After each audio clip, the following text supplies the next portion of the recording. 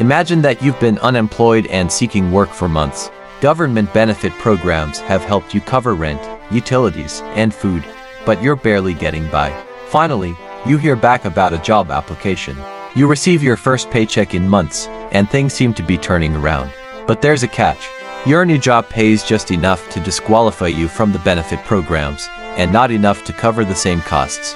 To make things worse, you have to pay for transportation to work and childcare while you're at the office. Somehow, you have less money now than when you were unemployed. Economists call this demoralizing situation the welfare trap, one of the many different poverty traps affecting millions of people around the world. Poverty traps are economic and environmental circumstances that reinforce themselves, perpetuating poverty for generations. Some poverty traps are tied to an individual's circumstances, like a lack of access to healthy food or education. Others can affect entire nations, such as cycles of corrupt government or climate change. But the cruel irony of welfare traps in particular is that they stem from the very policies designed to battle poverty. Most societies throughout history employed some strategies to help people in poverty meet basic needs. Before the 20th century, religious groups and private charities often led such initiatives. Today, these are called welfare programs, and they usually take the form of government-provided subsidies for housing, food, energy, and healthcare. Typically, these programs are means-tested, meaning that only people who fall below a certain income level are eligible for benefits. This policy is designed to ensure aid goes to those who need it most. But it also means people lose access as soon as they earn more than the qualification threshold, regardless of whether or not they're financially stable enough to stay there. This vicious cycle is harmful to both those in poverty and those outside of it. Mainstream economic models assume people are rational actors who weigh the cost and benefits of their options and choose the most advantageous path forward.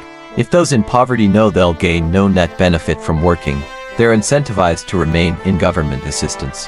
Of course, people work for many reasons, including societal norms and personal values, but income is a major incentive to pursuing employment. And when less people take on new jobs, the economy slows down, keeping people in poverty and potentially pushing people on the cusp of poverty over the edge. Some have suggested this feedback loop could be removed by eliminating government assistance programs altogether. But most agree the solution is neither realistic nor humane. So how can we redesign benefits in a way that doesn't penalize people for working?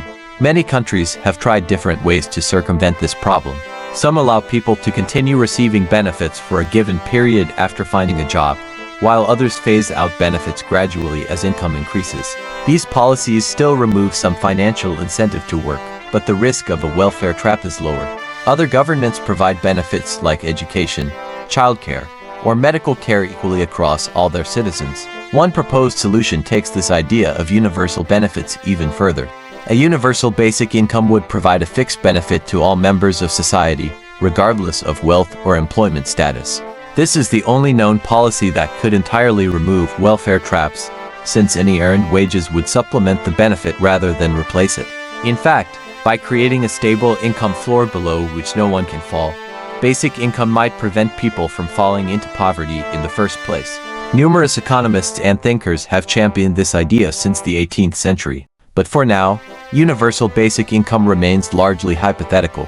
Although it's been tried in some places on a limited scale, these local experiments don't tell us much about how the policy would play out across an entire nation or a planet. Whatever strategy governments pursue, solving the welfare trap requires respecting people's agency and autonomy. Only by empowering individuals to create long-term change in their lives and communities can we begin to break the cycle of poverty.